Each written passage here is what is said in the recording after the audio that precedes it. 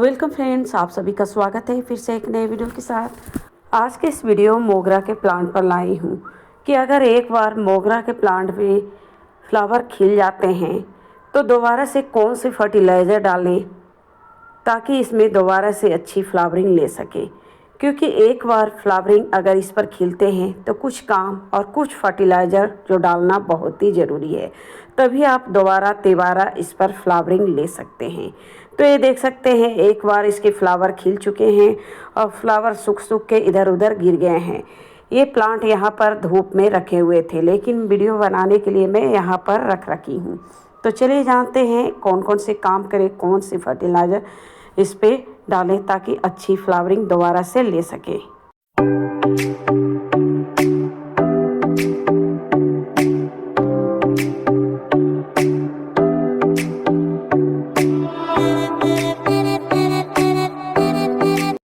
जैसे कि मोगरा एक खुशबूदार पौधों में से एक है जिसे वेला, जैस्मीन, मोगरा ऐसे कई नामों से जाना जाता है। इसके फ्लावर उजले कलर के और गुच्छों में खिलते हैं और इसके फ्लावर खासकर समर में ही अच्छी फ्लावरिंग करते हैं। समर से लेकर विंटर के पहले तक ये भर भर के आपके गार्डन में फ्लावरिंग करते हैं। लेकिन अच्छी फ्लावरिंग लेने के लिए कुछ काम और कुछ फर्टिलाइज़र डालना बहुत ही ज़रूरी है। इसमें आपको कई स्टार मोगरा भी देखे जाएंगे जिसके फूलों का आकार स्टार की तरह, और ये जो मोगरा देख रहे हैं ये गुलाब के फूलों की तरह खिलते हैं। यानी कि इसमें भी दो वैरायटी आपको देखे जाएंगे मोगरा में। तो यहाँ पर आप देख सकते हैं एक बार इस पर फ्लावर खिल चुके हैं और इसकी तैयारी मैं जनवरी फरवरी से ही कर रही थी और फर्स्ट फ्लावरिंग इसमें हो चुके हैं। और देखिए फ्लावर तो सूख कर गिर जाते हैं, लेकिन फ्लावर के नीचे जो लगे हुए रहते हैं वो अक्सर प्लांट में ही रह जाते हैं, लेकिन इसे हटाना बहुत ही ज़रूरी है। जितने सारे ब्रांच पर फूल खिले थे, फूल सूखकर हट जाते हैं, लेकिन उसके नीचे लगे हुए ब्रांच हट नहीं पाते। तो उसे हटाने के लिए आपको इस तरह से सीजर की मदद से आपको थोड़े से सॉफ्ट प्रूनिंग करनी है। यानी कि जहाँ पर भी इसके फ्लावर खिले हुए हैं और सूख चुके हैं तो थोड़े थोड़े से आपको ट्रिम कर देनी है। यही कारण है कि अक्सर ज़मीन में लगे हुए अगर ऊंचाई में बढ़ रहे हुए मोगरा पर भी एक काम आपको करना उतना ही ज़रूरी है, क्योंकि इसके फ्लावर सूख के गिरते हैं, लेकिन इसके फ्लावर के नीचे जो लगे हुए ब्रांच रहते हैं वो अक्सर नहीं गिर पाते। तो चाहे ज़मीन में हो चाहे गमले में, यानी कि सभी जगह आपको एक बार फूल सूख जाने के बाद इस तरह से आपको ट्रिमिंग करना बहुत ही ज़रूरी है दोबारा फ्लावरिंग लेने के लिए।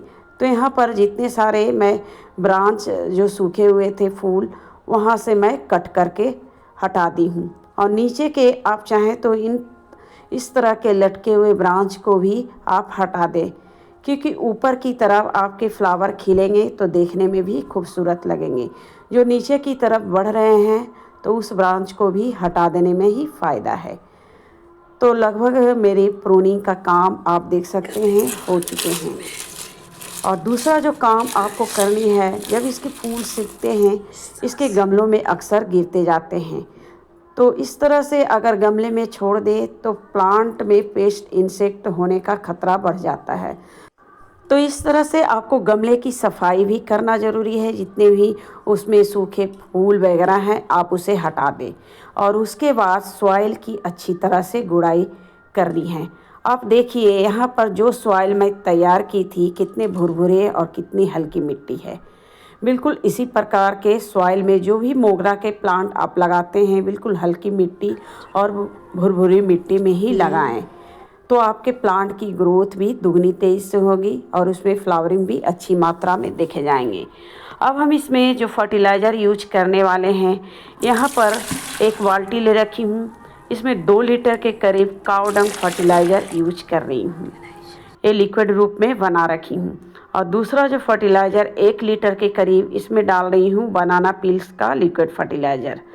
और तीसरा फर्टिलाइज़र 1 लीटर के करीब ही मैं यहाँ पर यूज कर रही हूँ, ये वेजिटेबल्स और फ्रूट के छिलके का फर्टिलाइज़र।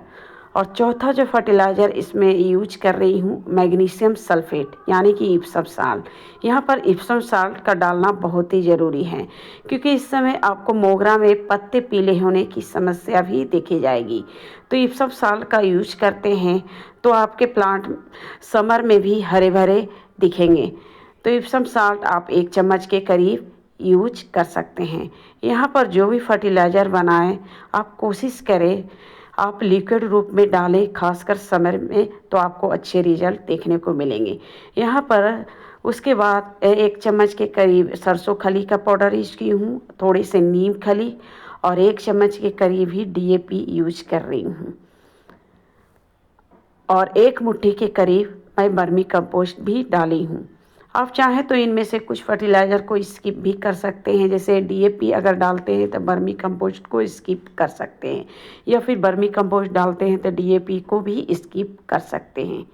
तो इस तरह से सॉइल आपको फर्टिलाइज़र डालने के पहले आपको मिट्टी को 1 दिन के लिए आपको सुखा लेनी है, जैसे कि हमने इस मिट्टी को सुखा रखी हूँ। इस तरह से फर्टिलाइज़र प्लांट जल्दी और फास्ट ऑब्जर्व करेंगे। ये बातों का ध्यान रखना बहुत ही ज़रूरी है।